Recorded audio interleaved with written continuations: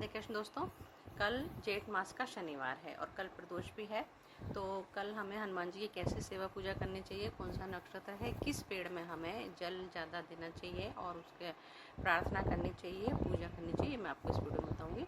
तो शनिवार का दिन हनुमान जी के लिए विशेष रूप से माना जाता है और जेठ के मास में हम हनुमान जी की हर दिन के अकॉर्डिंग जिसे पूजा करते हैं उसका हमें कई गुना फल मिलता है। तो शनिवार है, आप अपने नहाने के पानी में 2 बूंद सरसों का तेल जरूर डालिए, उसके बाद नहाइए और सूर्य उदय से पहले आपको नहाना है। और तांबे का लोटा लीजिए, उसमें थोड़ा सा अगर आपके पास काली तिल है तो वो मिलाइए, अगर नहीं है तो कोई बात नहीं, लाल चंदन भी डाल के आप सूर्य भगवान को अर्घ्य दीजिए। अगर उगते सूर्य को आप अर्घ्य देते हैं तो 3 बार देना है और 8 बजे तक देना है तो 4 बार देना है आपको। 8 बजे के बाद हम सूर्य भगवान को अर्घ्य नहीं देते, ये निषेध माना गया है। हम दूर से प्रणाम कर सकते हैं। फिर किसी भी प्राण प्रतिष्ठित हनुमान जी के मंदिर में आपको काली तिल चढ़ा कर आनी है, मतलब काली तिल का आपको दान करना है, काली तिल चढ़ा के आनी है। और अगर आप विशेष मनोकामना से आपको भारी संकट है और उसका आपको निवारण करना है तो कल बहुत विशेष दिन है, शनिवार है, जेठ का मंथ है, तो आप विशेष पूजा कर सकते हैं। आपके आसपास अगर दक्षिण मुखी हनुमान जी का मंदिर है तो वहाँ पर आप जाइए और साथ में आपको चोले का जो सामान होता है, जैसे कि कामी घी, थोड़ा सा घी, कामी, इत्र की शीशी, चमेली के इत्र की शीशी, चंदन के इत्र की शीशी, चमेली का तेल की शीशी और गुड़ और चने जो घूमने आते हैं उसका प्रसाद, और हो सके तो थोड़े से चावल। तुलसी दल आप ज़रूर लीजिए, बिना तुलसी दल के हनुमान जी के भोग नहीं लगता है, तो वो ज़रूर लीजिए। और फिर जाने के बाद दक्षिण मुखी हनुमान जी के चोला चढ़वाइए और चोला चढ़वाने के समय कम से कम 1-1.5 घंटा दीपक चमेली के तेल का ज़रूर जलना चाहिए। जब दीपक जलता है चमेली के तेल का, जब तक दीपक जलता है, मतलब 1-1.5 घंटे दीपक जलता है, तब तक आपको 11 तो हनुमान चालीसा करनी है और 11 संकट मोचन करना है। संकट मोचन करने के बाद अगर आपका कोई विशेष संकट ऐसा है जो कि आपसे दूर नहीं हो रहा है या बहुत बड़ी मुसीबत है, तो आप बजरंग बाण का पाठ कर सकते हैं। अन्यथा बजरंग बाण का पाठ हमको तभी करना चाहिए जब हमारे ऊपर मृत्यु तुल्य कष्ट आता है।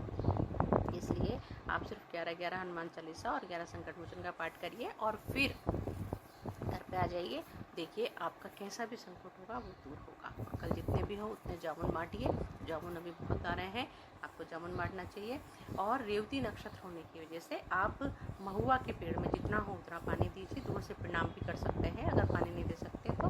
और अगर आपके आसपास महुआ का पेड़ नहीं है तो अशोक के पेड़ पर भी आप ये सब कर सकते हैं।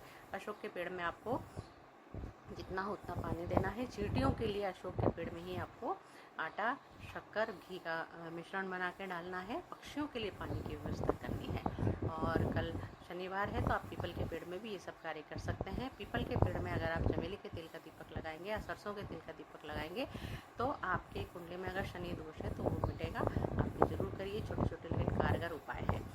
वास्तु टिप जो मैं आपको हर डेली बता रही हूँ वो छोटे छोटे हैं लेकिन बहुत काम से होंगे, आप विश्वास के साथ करके देखिए। तो वास्तु टिप में मैं आपको आज बताऊंगी कि अभी तक मैं आपको किचन के बारे में बता रही थी कि हमारे किचन में कैसे कैसे हमको क्या करना चाहिए, ये सब मैंने आपको बताया। अगर आपने नहीं देखा तो आप मेरे पहले वाले वीडियो देख के और वो वास्तु टिप फॉलो कर सकते हैं।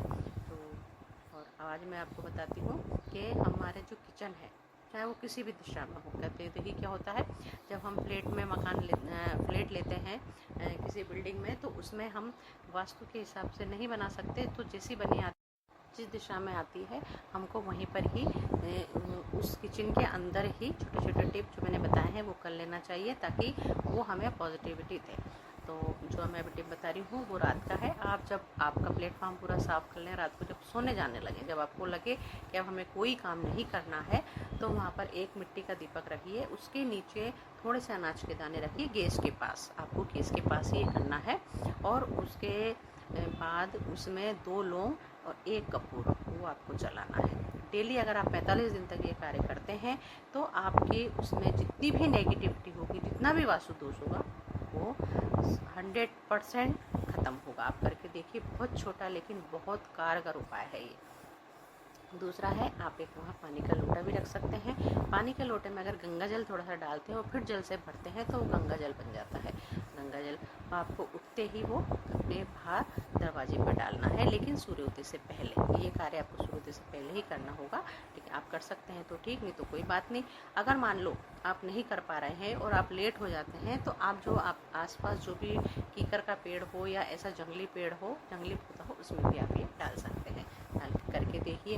और एक सबसे बड़ा है कि शाम को अगर मान लो जैसे सारा काम हो चुका है किचन का, उसके बाद वहाँ पर जो थोड़ा सा आटा रखिए कि अपने सिलेंडर गैस के पास में थोड़ा सा आटा रखिए, उसमें थोड़ी सी शक्कर, थोड़ा सा घी डाल के रखिए और फिर उस आटे को सुबह चींटी को डाल दीजिए। देखिए, अगर मेरे वीडियो पसंद आ रहे हैं तो लाइक कीजिए, शेयर